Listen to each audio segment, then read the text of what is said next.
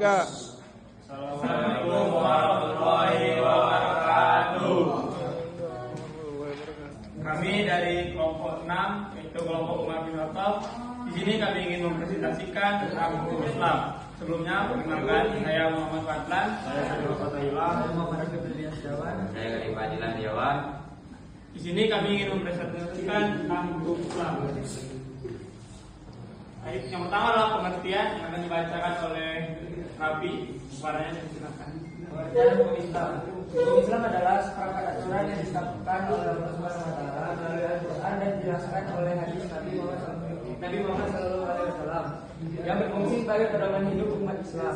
Hukum Islam mencakup seluruh aspek kehidupan, mulai dari hubungan manusia dengan Allah atau ibadah dengan sesama manusia atau muamalah, jinayat dan siasah hingga pembinaan akhlak. Pembagian hukum Islam. Hukum Islam terbagi menjadi dua. Yang pertama hukum tentang bibi atau al-hukum atas bibi, yaitu hukum yang berkaitan dengan perintah atau larangan Allah terhadap manusia atau mukallaf. Contohnya wajib harus dikerjakan. Jika dilakukan mendapat pahala, jika ditinggalkan berdosa. Contohnya salat 5 waktu. Yang kedua sunnah, dianjurkan jika dilakukan berpahala, jika ditinggalkan tidak berdosa. Contohnya salat duha. Yang ketiga haram, dilarang jika dilakukan berdosa, jika ditinggalkan berpahala. Contohnya mencuri atau zina. Yang keempat makruh, sebaiknya ditinggalkan jika dilakukan tidak berdosa, jika ditinggalkan mendapat pahala. Contohnya makan bawang mentah sebelum sholat. Yang kelima mubah, boleh dilakukan atau ditinggalkan, netral. Contohnya makan makanan halal sesuai kebutuhan. Yang kedua hukum wajib. Al-hukum al-wajib, yaitu hukum yang menunjukkan sebab, syarat atau penghalang bagi berlakunya hukum taklisi. Sebab sesuatu yang menjadikan hukum berlaku atau contoh terbenam matahari menjadi sebab wajibnya sholat maghrib. Syarat sesuatu yang harus ada agar hukum berlaku atau contohnya wudhu sebagai syarat sah sholat. Yang ketiga mani atau penghalang, sesuatu yang menghalangi berlakunya hukum. Contohnya haid menjadi penghalang kewajiban sholat bagi perempuan. Cabang-cabang hukum Islam. Baik, selanjutnya adalah cabang-cabang hukum Islam yang akan dibacakan oleh Alfad. Cabang-cabang hukum Islam. Yang pertama ibadah, yaitu mengatur tentang hubungan manusia dengan Allah Subhanahu wa taala. Contohnya sholat, zakat, puasa, haji dan ibadah lainnya. Kedua, muamalah, yaitu mengatur hubungan antar manusia dalam kehidupan bermasyarakat, khususnya dalam bidang sosial dan ekonomi. Contohnya jual beli, sewa, pinjam, pernikahan, perceraian, warisan dan wakaf. Tiga, jinayah atau pidana Islam, mengatur hukum tentang tindak pidana dan sanksinya dalam Islam. Contohnya hukum bagi pencurian, penghinaan, pembunuhan, qisas, diyat, hudud dan takzir. Empat, siasah politik Islam, mengatur tata pemerintahan, peradilan, hubungan negara dan masyarakat.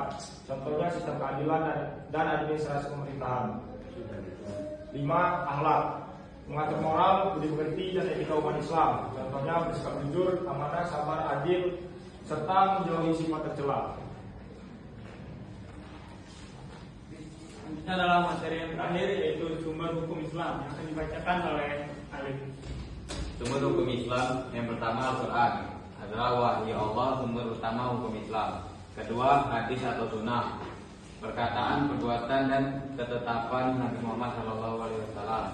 Yang ketiga, ijma, kesepakatan para ulama atas suatu hukum setelah wafatnya Nabi.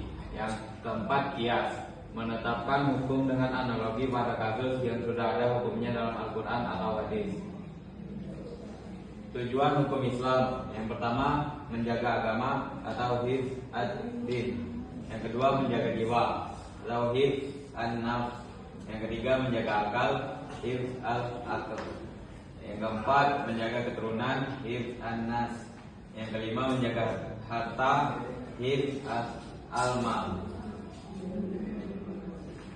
Kesimpulan, hukum Islam adalah aturan Allah dan Rasulnya yang mengatur seluruh aspek kehidupan, terdiri dari hukum taklifi dan wadahi, serta mencakup cabang ibadah, muamalah, jinayah, siasah, dan akhlak.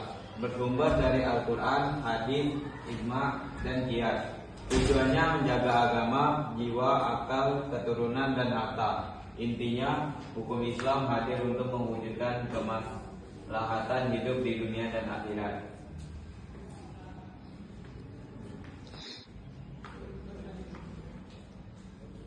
Baik, mungkin hanya itu yang dapat kami sampaikan. Lebih dan kurangnya kami mohon maaf. Jika ada pertanyaan mungkin bisa dituliskan di kolom komentar. Kami akhiri. Wassalamualaikum warahmatullahi wabarakatuh.